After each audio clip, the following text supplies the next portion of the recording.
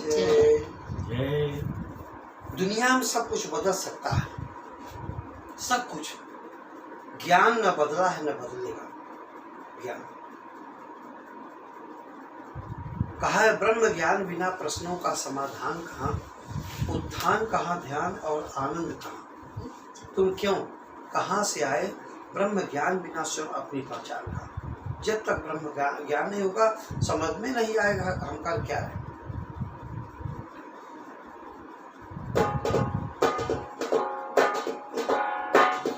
और बड़ी देर भई दो मेरे, अब चरण परा मैं तेरे। बड़ी देर भई गुरु मेरे, अब चरण परा मैं तेरे। बड़ी देर भई गुरु मेरे, अब चरण परा मैं तेरे। बारी बार एक एक से पूछे, बारी बार एक एक से पूछे, कांग सतगुरु मेरे। बड़ी देर भई गुरु मेरे, अब चरण परा मैं तेरे। बड़ी देर भई गुरु मेरे, अब चरण परा मैं तेरे। यहाँ वहाँ पूरी महल से देखो उनको जाता।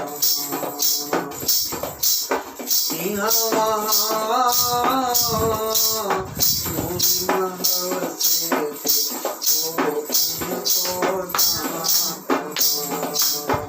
अब तो तरस दिखा दे सतगुरु, अब तो तरस दिखा दे बाबा। क्यों दुखाने बड़ी देर भई गुरु मेरे, अब चरण परा मैं तेरे। बड़ी देर भई गुरु मेरे, अब चरण परा मैं तेरे।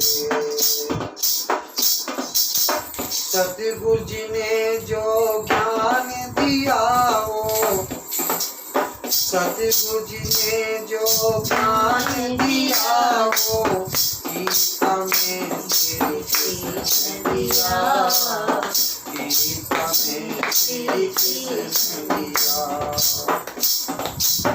अब तो भोले बाबा मेरे, अब तो भोले बाबा मेरे, आज दर्श दिखा रे।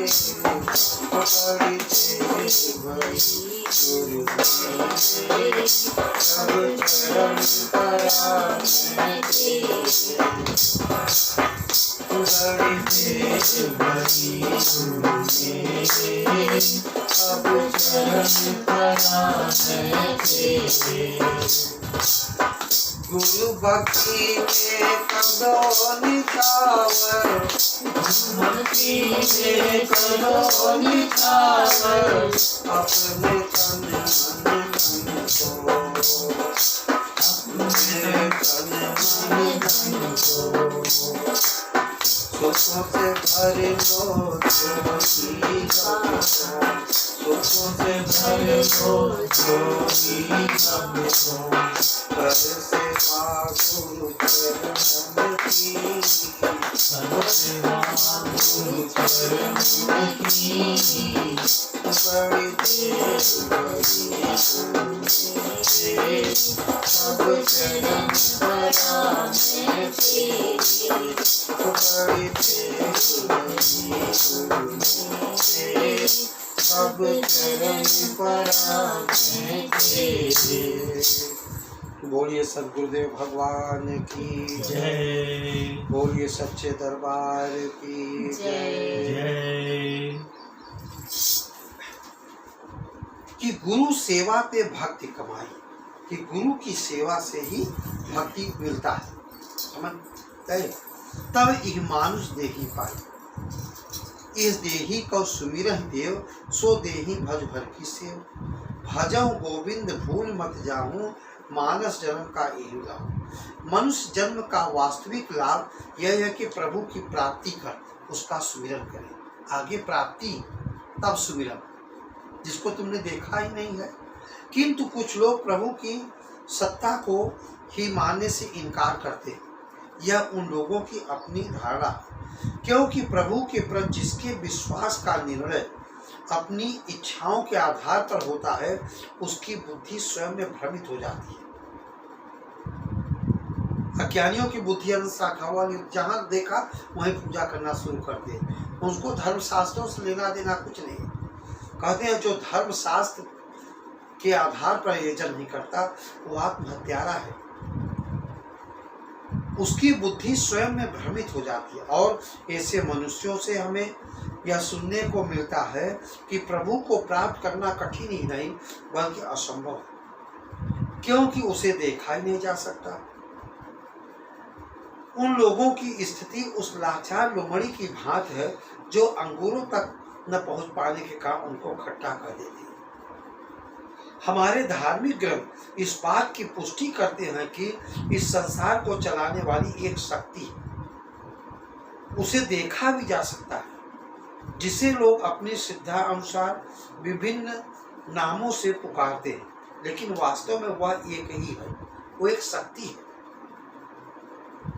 एको वसी सर्वभूतांतरात्मा एकम रूपम बहुधा यम करो तमास मस्त एनु पश्यन्ति धीरास तेसा सुख शाश्वतेव नेत्रम।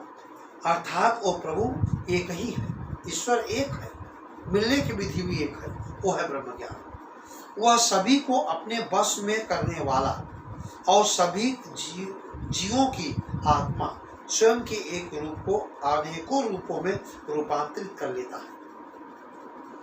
ज्ञानी जन आत्मा में स्थित उस ब्रह्म का जब साक्षात्कार करते हैं तो अपने अंतःकरण शाश्वत आनंद को प्राप्त कर लेते हैं।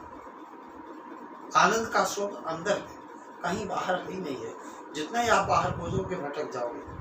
कहा भी है एक दिन लाखों तमन्ना, उस पर भी ज्यादा हमें फिर ठिकाना है का उसको ठिकाने के लिए। नकली मंदिर मस्जिदों में जाए सद अफसोस है, कुदरती काबे की साकिन उठाने के लिए। कुदरती काबा तो आपके अंदर है। हमारे महापुरुषों ने यदि प्रभु के विषय में बात की है तो उन्होंने सर्वप्रथम उसे अपने भीतर प्रत्यक्ष अनुभव किया। परमात्मा अनुभव में गुरु नानक देव जी कहते आदि सट दिशे तक कहिया जाई, अबिन देखे कहना बिरथा जाए। इसलिए हमें किसी संत महापुरुष की शरणागति होना होगा, क्योंकि वे ही मानव को उसके जीवन के लक्ष्य के विषय बताते कि हमारा लक्ष्य क्या है, ईश्वर की प्राप्ति।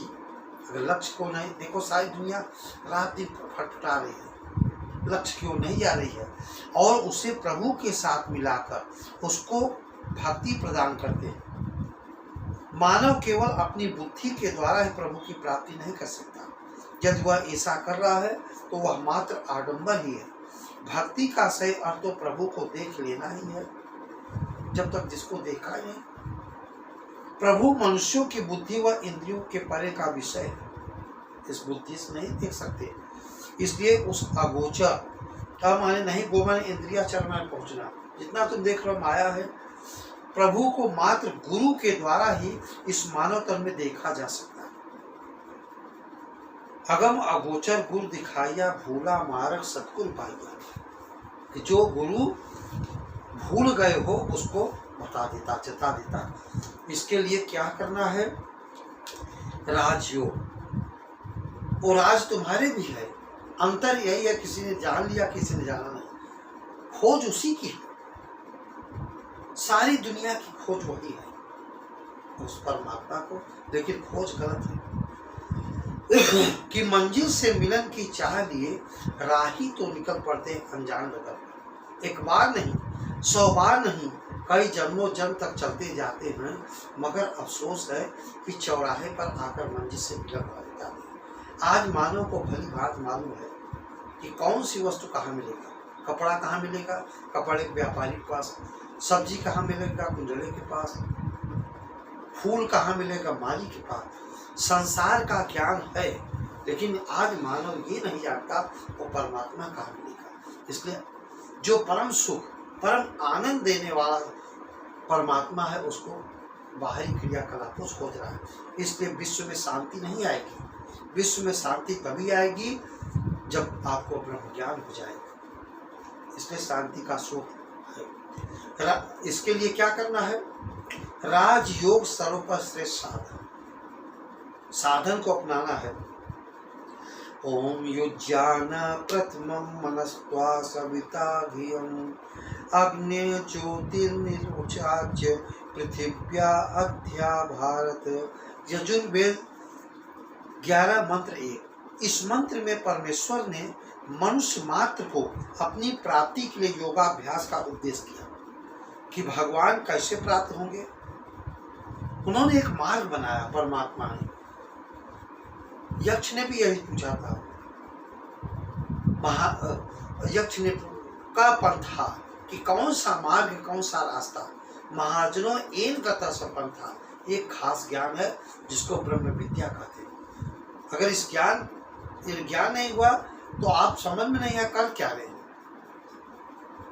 योगाभ्यास, योग का मतलब ये नहीं है दंड बैठक लगाना, वो करना है। योग का अर्थ है मिलन, युद्धास बिना साक्षात दर्शन।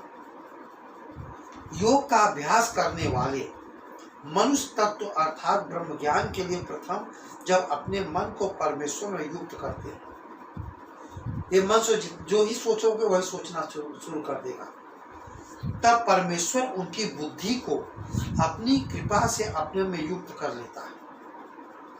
फिर वह परमेश्वर के प्रकाश स्वरूप को निश्चय करके यथावत धारण करते हैं। मतलब धारण करना है। पृथ्वी के बीच में योगी का यही प्रसिद्ध लक्षण है। योग विनियोगी हुआ तो क्या हुआ, बाहरी क्रियाकलापों से योगी नहीं है योग। इसलिए मनुष्य मात्र को राजयोग का अभ्यास श्रद्धा प्रेम से नित्य नियम पूर्वक करना चाहिए। कृष्ण भगवान ने भी जब ज्ञान दिया, कहा अर्जुन इस स्थिति को हम डायरेक्ट नहीं दे सकते, युद्ध भी करो और सुमिरन भी करो। इस विकराल स्थिति में भगवान का सुमिरन हो सकता है तो संसार काम करते हुए क्यों नहीं कर सकते। सब कुछ करिए, शादी विवाह सारे काम करिए। परमात्मा ने प्रसाद रूप में आपको दिया है, आपके अच्छे कर्म थे, उस तन के जो आपको मिला है उसका भोग करते हुए भगवान का भजन करिए। ऐसे संत से मिलकर दीक्षित होकर ज्ञान लेकर के, दीक्षा का मतलब देख करके आप घर में भजन करिए, मुक्ति मिलेगा। ओम युक्तेन मनसा वयम देव सवितु सवे स्वगर्याय सत्या। यजुर्वेद अध्याय 11 मंत्र 2। सब मनुष्य इस प्रकार की इच्छा करें कि हम लोग मोक्ष सुख के लिए राजयोग सामर्थ्य के बल से परमेश्वर की सृष्टि में उपासना योग करके अपनी आत्मा को शुद्ध करें। जब तक ये सुमिरन नहीं होगा शुद्ध हो नहीं सकता, जिससे कि अपने शुद्धांतःकरण द्वारा परमेश्वर के प्रकाश स्वरूप आनंद को प्राप्त हो। इस मंत्र का अभिप्राय है कि जो मनुष्य समाहित मन और आत्मज्ञान के प्रकाश से युक्त होकर उस योग का अभ्यास करेगा तो वह अवश्य रिद्धियों सिद्धियों को प्राप्त हो जाएगा। एक भजन के माध्यम से संसार में नाम के सुमिरन से ही ये आत्मा साफ होती है, बाहर के क्रियाकलापों से नहीं। तुम पावन हो दाता हमको पावन कर दो, तुम पावन हो दाता हमको पावन कर दो। जन्मों से मैं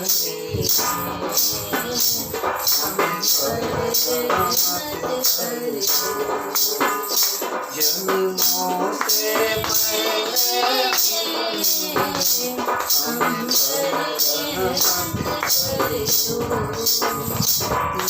तेरा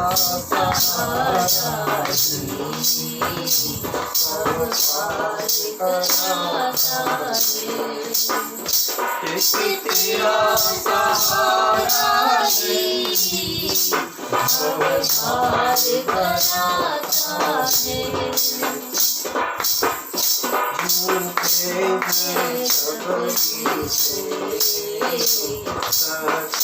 तेरा सहारा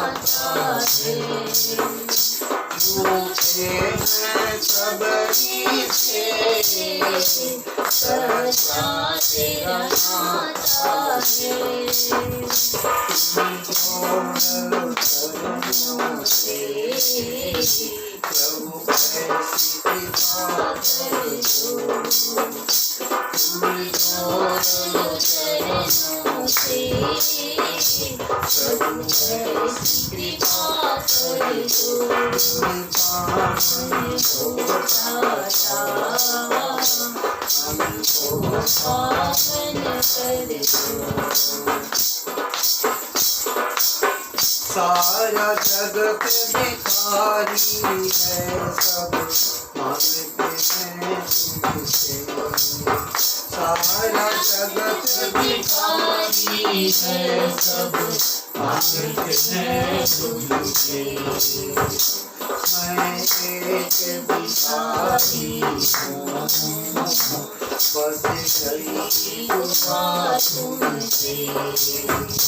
मैं एक भिखारी हूँ, बस गई दुआ तुमसे। तुझसे तुमको मांगूं, जब ऐसी कृपा कर दो। तुझसे तुमको मांगूं, जब ऐसी कृपा कर दो। तू ही दाता है, मन ये जाना है। तू ही दाता है, मन ये जाना है। तुझे जाने के लिए तुझे जाना है। तुझे जाने के सतगुरु, तुझे और न जाना है।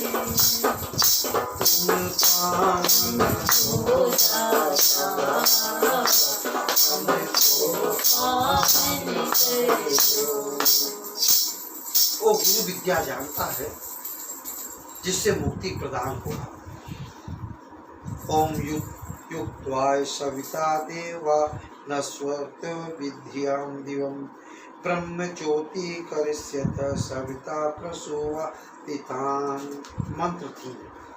इसी प्रकार वह परमेश्वर देव भी उपासकों को जो उपासना करना साधना अत्यंत सुख देकर उनकी बुद्धि के साथ अपने आनंद स्वरूप प्रकाश को प्रकट करता है। वही अंतर्यामी जाको ध्यान धरत है सहज कोटि अविनाशी, तो सो तेरे घट में माय विराजे अलग पुरुष अविनाशी। जिसका ध्यान ऋषि मुनि करते थे वो तुम्हारे घट के अंदर है। वही अंतर्यामी परमात्मा अपनी कृपा से उन आत्माओं में बड़े प्रकाश को प्रकट करता है जो सब जगत का पिता है, परम पिता परमेश्वर है। वही उन उपासकों को ज्ञान और आनंदास से भरपूर कर देता है। परंतु जो मनुष्य सत्य प्रेम भक्ति से परमेश्वर की उपासना करेंगे उन्हीं उपासकों को परम कृपामय अंतर्यामी परमेश्वर मोक्ष सुख देकर सदा के लिए आनंद युक्त कर देगा। यजुर्वेद अध्याय 11 के मंत्र 4 में भी इस प्रकार का उपदेश किया गया है कि जीव मात्र को परमेश्वर की उपासना अवश्य नित्य करनी चाहिए। रोज साधना करो। ये नहीं है कि रिश्तेदार आ गए आज सब तो काम किया आपने, भगवान का भजन क्यों नहीं किया। थोड़ी सी करिए दोस्तों, और उनको भी प्रेरित करिए। वही रिश्तेदार है जो अपने मित्र, वही है जो अपने मित्र को बेड़ा पार कर दे। अर्थात उपासना के समय में सब मनुष्य अपने मन को उसी में स्थिर करें जो गुरु ने विधि बताया।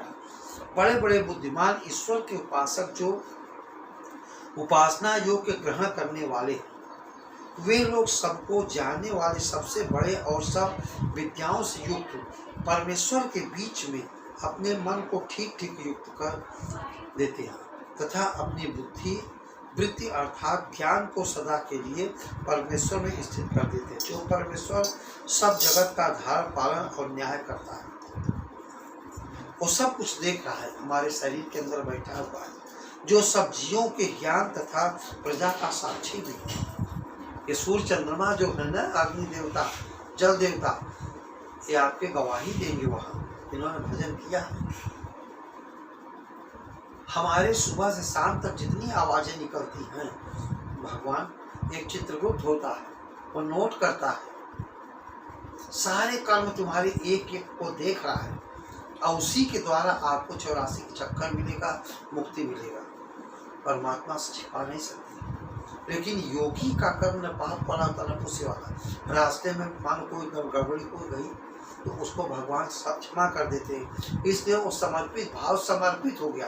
अब सौंप दिया इस जीवन का सब भार तुम्हारे, अच्छाई हो या बुराई, समर्पित। इसलिए गुरु में श्रद्धापूर्वक समर्पण बहुत जरूरी है। वही एक परमेश्वर सर्वत्र व्यापक है, भगवान के अलावा कुछ भी नहीं है। ये प्राण निकला सब शून्य है, तुम्हारे रास्ते में मिले हुए प्रत्याशी आपको बर्बाद कर रहे हैं। मित्र वही है जो आपको मुक्ति प्रदान कर दे। ये सब कई जन्मों मिल चुके हैं। कुत्ते का भी माता पिता है, वो भी वन उसको मिली है, वो भी दुम हिला रहा है, वो कोई नया काम नहीं कर सकता। वही तुम्हारा मित्र है जो तुमको मुक्ति प्रदान कर दे। उससे परे कोई उत्तम पदार्थ ही नहीं, परमात्मा के अलावा कोई उत्तम पदार्थ नहीं जिसकी खोज किया जाए। कबीर साहब कहते हैं, कबीरा एक जानिया तो जानो सब जान, जो यह एक न जानिया तो सभी जान। अगर इस विद्या को नहीं जाने, कुछ नहीं जाने। देखो मीराबाई का भी नाम इतिहास पर लिखा गया। उस देव अर्थात सब जगत के प्रकाशक और रचना करने वाले परमेश्वर के हम लोग सब प्रकार से नाम का सुमिरन रोज कर लिए उठते बैठे। साधक नाम जपह लव लाए, हो सिद्ध अरिमादिक पाए। नाम जपत कुंठी भला, चू चू पड़े जिस जाम, कच्चा देख इस काम का जामे नहीं। कि नाम का सुमिरन रोज करिए, स्वरूप का ध्यान, गुरु के स्वरूप का ध्यान करिए, शब्द ब्रह्म की श्रवण, अनहदनाद को सुनिए, स्तुति श्रद्धा प्रेम से, निष्काम भाव से, निर्माण भाव से, नित्य दृढ़ता पूर्वक नियम से करें। हर चीज का नियम है ना, साधना का नियम होना चाहिए, जिससे जीव के जन्म आज समस्त क्लेशों का नाश हो और सब प्रकार से सर्वथा परमेश्वर के स्वरूपानंद की ही प्राप्ति हो। इन जन्म मरणाद असाध्य क्लेशों के निवारणार्थ केवल राजयोग का ही बल प्रकार अवसर अर्थात दृढ़ता पूर्वक अभ्यास करने के योगारूढ़ होना अत्यंत आवश्यक है। इसके अलावा कोई मार्ग ही नहीं है, केवल राजयोग ब्रह्म विद्या। क्योंकि इस राजयोग के बिना मानसिक व्यथा तथा जन्म मरणाद महान कष्टों को शांत करने वाला कोई और मार्ग तथा उपाय इस भूमंडल भर में नहीं। इस राजयोग की संकाद ऋषियों देखो सब बताए हैं, व्यास, वशिष्ठ, कपिल, याज्ञवल्क्य, पतंजलि, अष्टावक्र आदि ऋषि मुनियों ने और श्री कृष्ण भगवान, जनक आदि राजयोगियों ने मुक्त कंठ से अपार प्रशंसा की है, इस ज्ञान का प्रशंसा किया है। और सकाम कर्म, हठ योग, लघिमा, महिमा, गरिमा आदि अज्ञान कर्म कांडों की विधि देने वाले शास्त्रों की तथा उनके करने कराने वालों की अपार निंदा भी की है। जैसे नीचे मंत्र लिखा गया, जैसे एक पंच नवाजा